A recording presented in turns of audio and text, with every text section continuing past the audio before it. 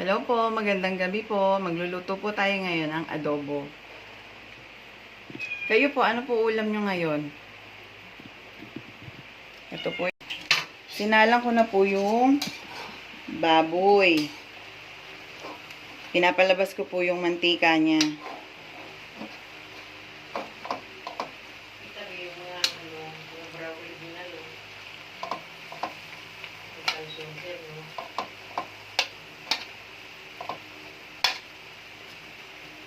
Andito po yung mga ingredients natin.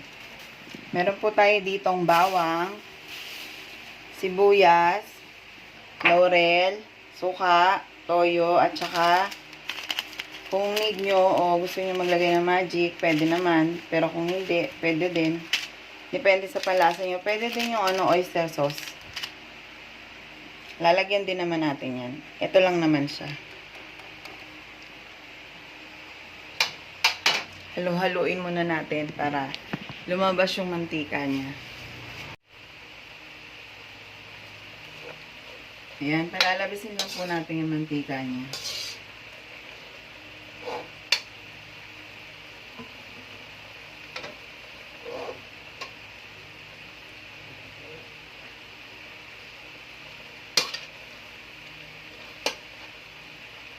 Pagkatapos po nito, kapag lumabas na yung mantika niya, igigilid lang natin, ilalagay naman natin yung bawang at saka sibuyas para magisa. Sunod na yung toyo, tapos suka, laurel at saka paminta. Siyempre titikman natin kung okay na siya. Yung iba naglalagay ng asukal pero depende. Pwede din naman natin lagyan ng asukal. Ayan po siya, oh.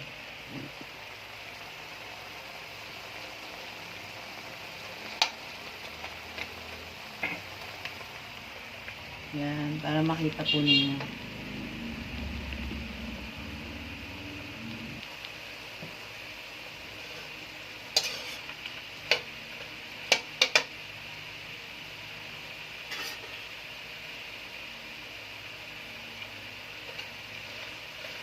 Yan, malapit-lapit na pong lumabas yung mantika niya.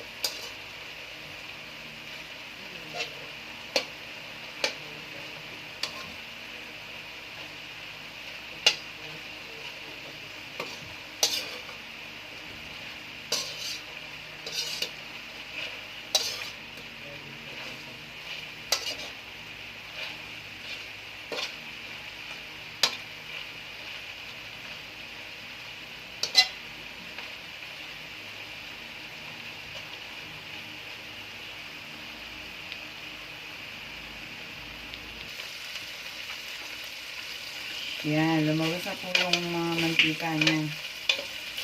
Lagyan na natin yung bawang.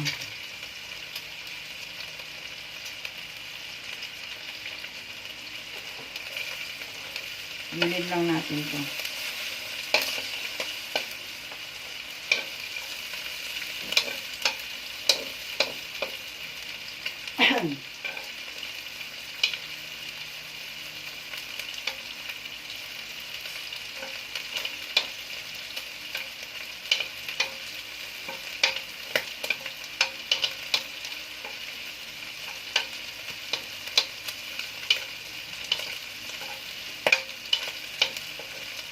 Pag nag-brown na po ito, lagyan naman natin yung sibuyas. Yan, pwede na siya.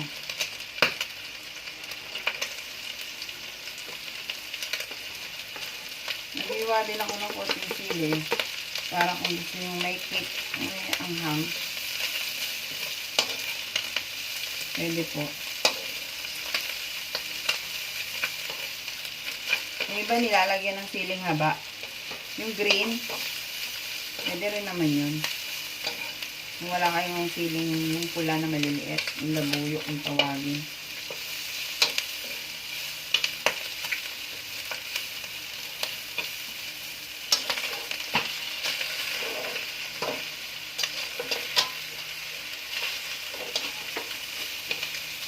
Inaamoy nyo ng mabango yung amoy ng sibuyas.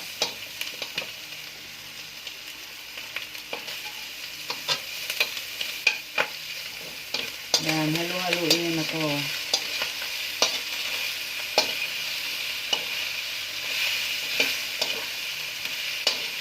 Ilagay na natin yung toyo.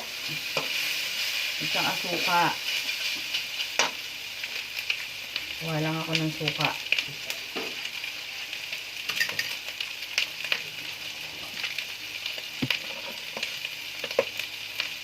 Suka.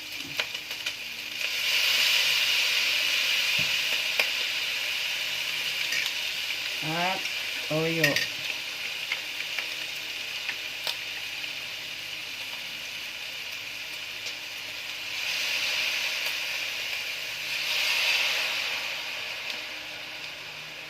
Isang kutsara lang na suka, 2 kutsara ang toyo.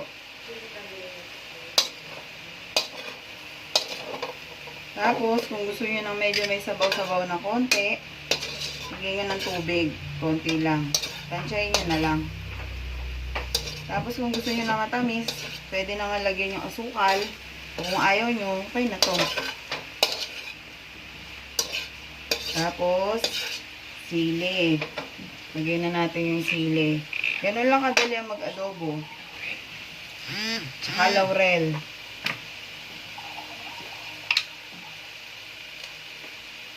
Lagyan lang natin ng 2 peraso.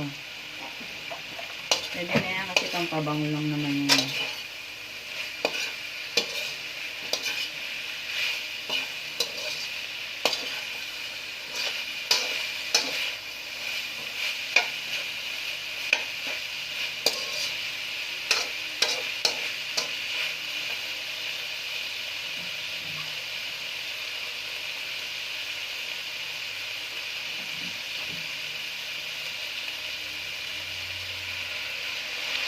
Lagyan natin konting tubig para may sabaw siya.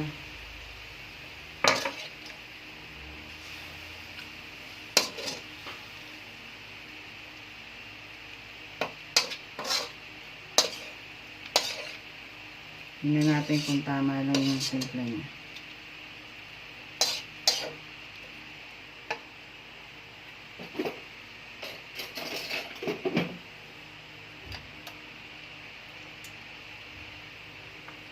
Ayan, okay na to. Tapos lalagyan na lang natin to ng magic sarap.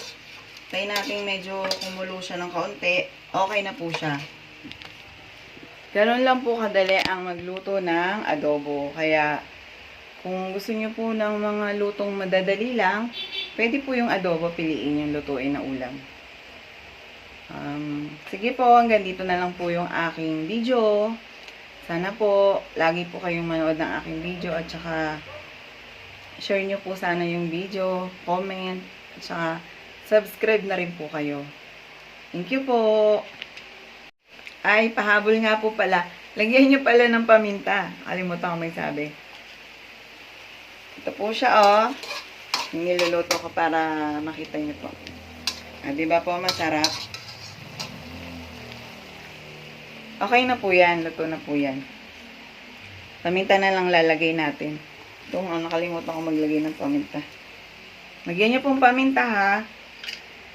Tsaka, lagyan nyo din po ng konting magic syrup kung gusto nyo. Tapos, yung iba gusto ng konting may asukal, lagyan nyo na lang po ng kaunti. Pero ako po, okay na po yun sa akin. Sige po, bye-bye!